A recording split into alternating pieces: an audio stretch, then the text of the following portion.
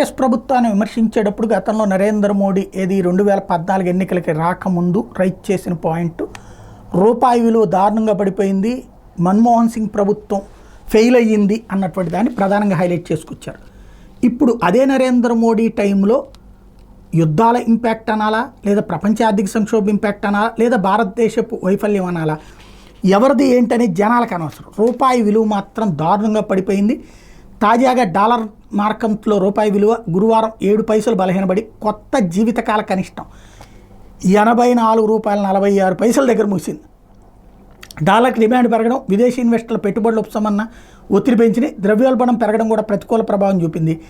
Forex మార్కెట్లో ఉదయం 84.40 దగ్గర మొదలైనటువంటిది ఇంట్రాడేలో 84.39 దగ్గర గరిష్టాన్ని, 84.47 దగ్గర కనిష్టాన్ని తాకింది.